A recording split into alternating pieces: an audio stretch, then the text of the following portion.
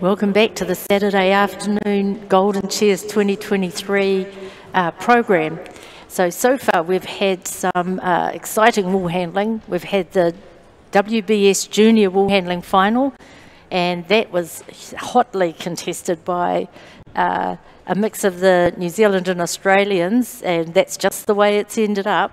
We'll have more about those results later on. Then we went into the Te Puni Kōkiri Senior Wool Handling Final, again very hotly contested, just finished now. We're just about to have the Te Papa Partnership North Island Wool Handling Circuit. Now this circuit's probably been going for the last 10 to 15 years. There's 14 competitions throughout the North Island that qualify, so you can go to any of those competitions, and the top 8 results, your best top 8 results get collated, and that ends up in this final. Now the winners of the circuit become the representatives in the Trans-Tasman. So we saw that earlier on with Kushla and Angela. So who we have, we've got 4 amazing wool handlers now that will be competing for that privilege, and they are Jasmine Tapuki, Kieran Herbert, Kushla Abraham and Ngaio Hansen, and you can see that they're already getting themselves sorted up. This is a multi-wool competition, so it takes a little bit more than just a strategy. It takes very careful thought about what you can mix in terms of wool oddments and what you can't. And the judges are very keenly focused on any contamination, cross-contamination that can happen. So each competitor will handle 3 long wool and 3 second shear fleeces. So watch out for a bit of wool flying, absolutely, as we enter into this. I'll now turn you back to the stadium because I can see that they're almost ready to go.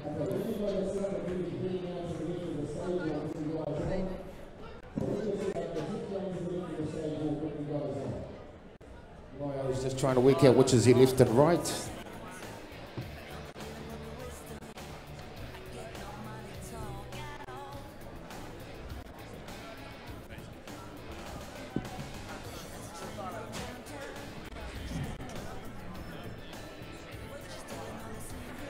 Okay, can we have you ladies down to the left of the stage, please, and we'll bring you on. You guys have had to do 8 shows to qualify for this, and that deserves a proper bring on for the final.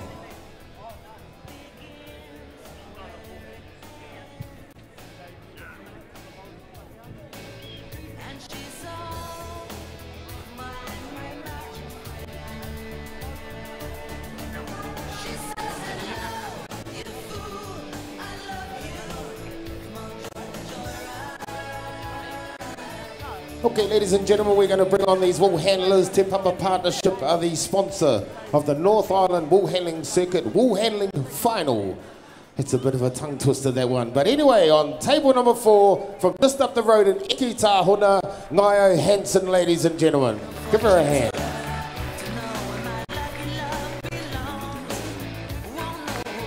And on table number 3, give this lady a massive round of applause. It's your local lady, Kushla Abraham.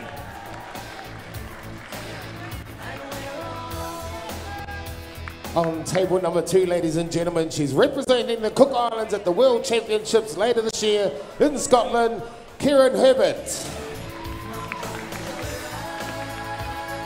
And up on table number 1, she has had a cracking year this year, from Martinborough, Jasmine Tapuki.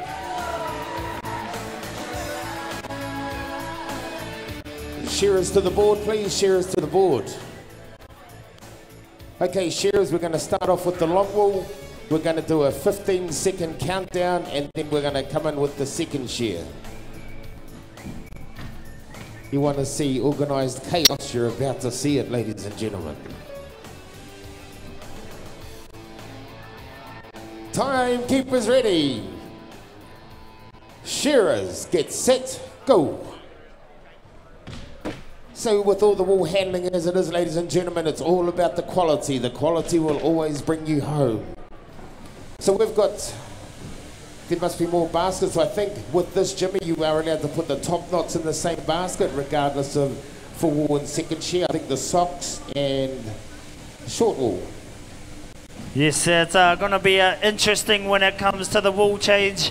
That 15 seconds is going to disappear quickly. These wool handlers are to handle 3 of these long wool fleeces, and then we're going to move into the second shear. So that's going to be the interesting part on how these wool handlers are going to handle that under the pressure.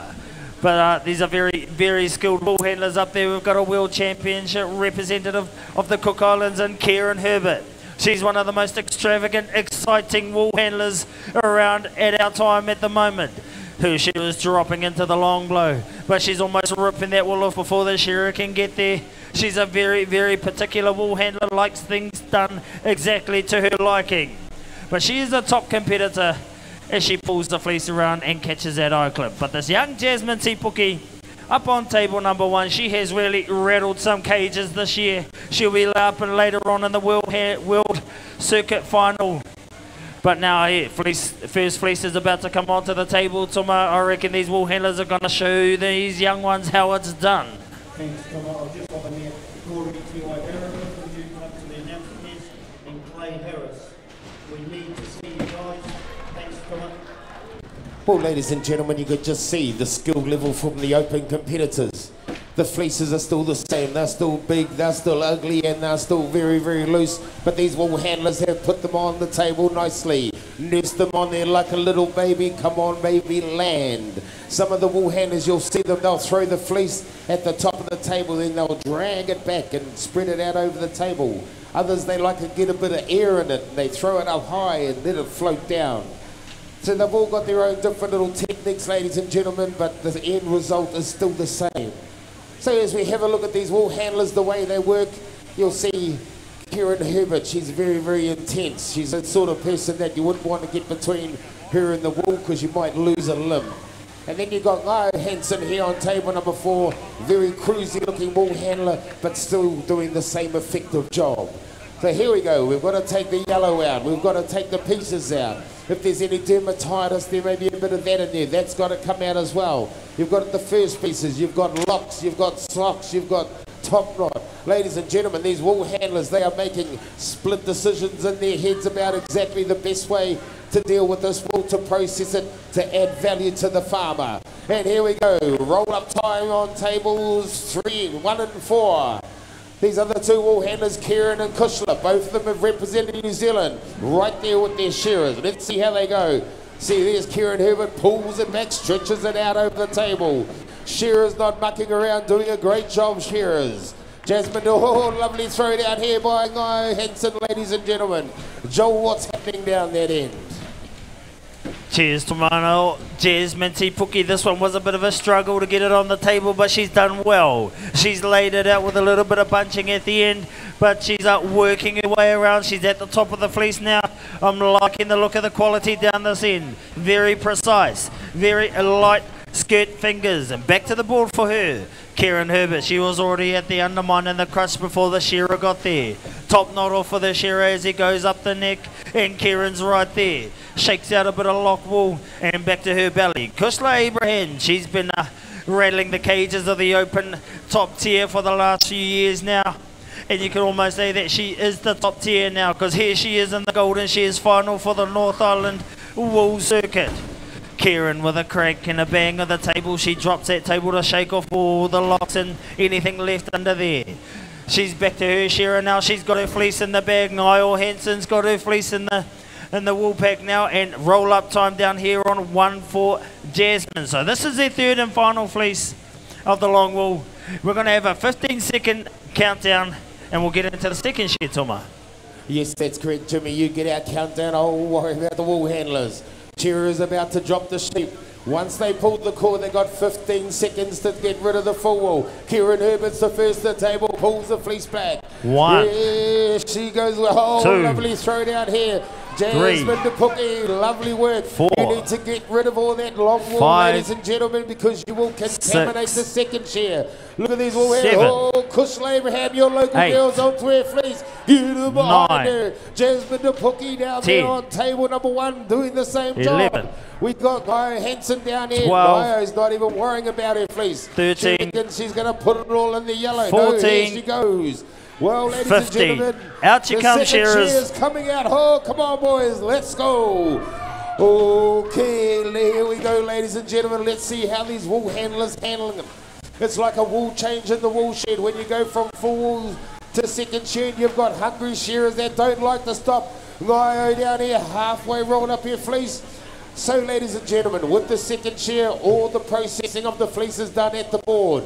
So it's a little bit different. With the long wool, we do use the table. But second shear, it's all done at the board, Joel. So look at these wool handlers. They are really got their work cut out because you do not want to double cross-contaminate any of this wool. Yeah, you did right. Some of these wool handlers need to make sure that the wool doesn't mix. We've got long wool and short wool. And if you've seen earlier, they've cleaned up the floor to make sure none of the wool mixed up together.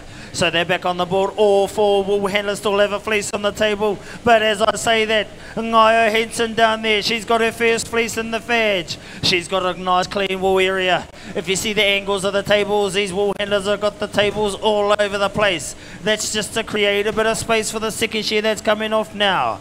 Kusla Abraham, she's right there with her shearer. So is Kieran Herbert and Jazz Tepuke. They're all right there with them now. So this will just go straight onto the floor, not on the table.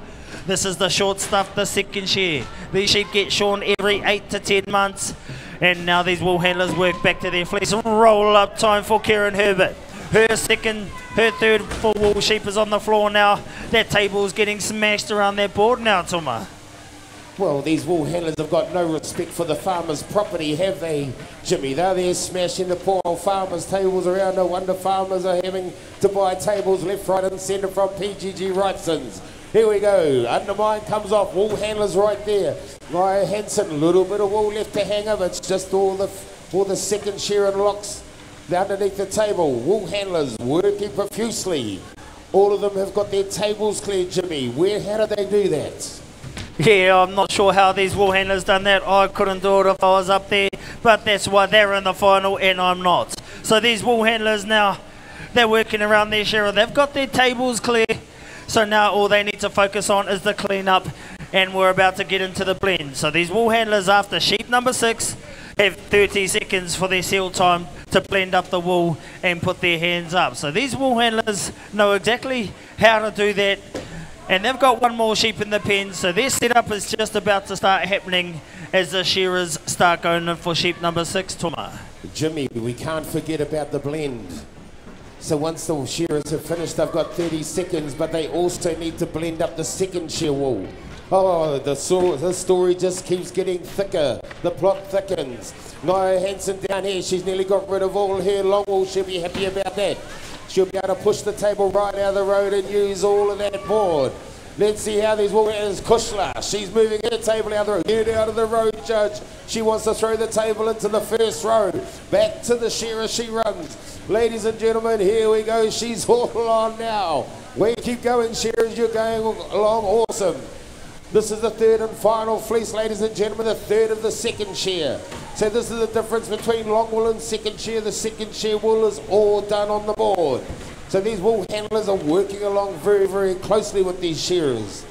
Down to the long blade with these shearers, Kushla Abraham looking around for a basket to put their wool into. That oddment. Colour length contamination, ladies and gentlemen, that's how they judge the wool. And so these wool handlers, they're under close scrutiny from these judges up there. Now on the last side, work these shearers, Joel. I think this guy Hansen is going to take them to the cleaners. Oh, absolutely, Nia Hansen. She's another one that's been fiercely competing lately, but when it comes to the blend, there's no one more explosive than Kieran Herbert. Ladies and gentlemen, you're about to witness one of the best blends in the world as Kieran's the first one into her. Jasmine Tipuke, the wool is flying. She's chosen the blend up against the board. Chris Abraham's right there. They have 30 seconds. Niall Hanson's into it. This is the most exciting part of second share. Broom in hand for Kieran Herbert. Who's the next one for broom in hand? Jasmine Tipuke's right there. Niall Hanson's got the broom in hand as well. Cheer on your favourite wool handler. Who's going to be the first one to put their hand up? And it's a dead heat with Jazz and Kieran Herbert. Closely followed by Kushla and Niall Hanson down the end there. What a cracking display of wool handling, Tuma. Wonderful display of wool handling, ladies and gentlemen. Ngaio, can you come over here, please? We're just going to have a few words. Well, Ngaio, tell us about your strategy up there. Just do it as fast as I can. How did you got rid of your first full fleece fairly quick? How did you time all that? I'm not too sure. It just becomes a natural reaction. Yeah, we'll just get it out of the way. Just get it out of the way. Oh, that's how we roll, ladies and gentlemen. We just get it out of the way. Give them a hand, ladies and gentlemen. Our North Island Wool Handling Circuit finalists. Te Papa Partnership are the sponsor. Good luck to those wool handlers. We'll be coming back with a prize giving a little bit later on. Thank you, Jimmy. Just a couple of announcements with Dalton, Honeywood, Jacob Taylor, and Timmy NIWC dinner. Please, if you've seen them next, even better. We're going to move on into the Oli Parkia, Waikamoana, Oli Parkia Party Stick Shearing. So, we'll just give you a minute before we get there. Hello, Corey Barrett, Corey Barrett. Welcome back. So we're pleased to be back. We've just come through quite a series of the wool handling, and I gave a bit of a spiel about the wool handling circuit, the North Island Wool Handling Circuit. But now I'm really pleased to have Digger back, even though we wished you weren't here because you could have been up there, but never mind, we talked about that earlier. Can't be everywhere, Mavis. Can't be everywhere, and I'm stoked you're here. So Digger Balm, obviously for many of us, he's a household name here at Golden Shears as a competitor, and recently, the last couple of years, is in here, helping us in terms of the live stream. So great to have you, Digger, and of course Doug Lang, the Shearing Sports New Zealand PR man, who is just this encyclopedia of everything shearing. So great to have you both here. Now, our next event is the Māori Pākehā teams. And in the past, we've had a fair bit of flack about this event, haven't we? Oh, it's a cool event, Mavis, in my opinion. And, you know, to all the PC people, get over it. This, you know, our industry is built on the Māoris working with the Pākehās, and we all just get in together in the shed. We do the mahi. You know, we get together, we socialise together, and it just brings everyone together. We are one, we one country. And I think it's a great event, and there's some good teams up there, Mavis. We've got the first team will be David Gordon, local boy from Masterton. Cheers for Pirata Abraham. He's won the novice down here. He's won the intermediate down here. He won the young farmers this morning, so he's running pretty hot. He was next into that top 12 in the Open last night. And he's pairing up with Jacob Moore. Jacob, 32-year-old from Martin. He's got his own shearing contracting run. He's got mum and kids are here, and his wife. Kids, Flora and Henry. Jacob won the novice back here in 2007. Cool. And he's been a place getter in the young farmers. The second team, one of the up-and-coming guns, Ruben Alabaster. He's only just turned 19, this kid. He shore 746 lambs just before Christmas. World record. Yeah. Only for Jack Fagan to come along 2 days later and take it off him. But But I'm pretty sure Ruben, you know, he's got time on his side and he'll come back and we'll see him go higher than that. And his name's in the record book, so there you go. Yeah, they can't take it away from him. He's No. still a world record holder. That's right. He's had a pretty good record down here. He's second in the novice, second in the juniors, second in the intermediates, second in the seniors. You Must know, be and he's- nearly time for him. Yeah. Oh, I think give him a couple of years and we'll see him in that open final. But this event just gives him that experience up on stage. He's pairing up with Matthew Hunt from Waikaka. So g'day to all the people down there. His mum and dad, Deborah and Phil, will be watching on live stream, so hi to them. Shares for Darren Ford down in Invercargill way. And he's been getting a lot of help from Willie Hewitson and Nathan Stratford the last couple of years, and he was an intermediate finalist here 3 years ago. So he's come a long way. He's up in the open now. And the third team, you probably know a bit more about this guy than I do, Mavis, Ngaki Maraki. I hope I pronounced that right. Not too bad. You're the one. Yeah, full name Whakapinaki Maraki. He's originally from Flaxmere. And back in Hawke's Bay at the Great Raihania Shears in 2013, we started a schools competition, and Naki won that event. He was the first winner of that secondary schools event in Hawke's Bay. So he's also come a long way, being up now, as we saw last night, open shearer who made the quarterfinals last night, top 30. Yeah. Yeah, and he's working for Shane Radama over in Hunterville. He said that Stacey Tahui has had a lot to do with him. So he's learning off one of the best, in my opinion. And a big hi to Dad and Uncle PJ over there on the Gold Coast. He reckons they should be tuning in.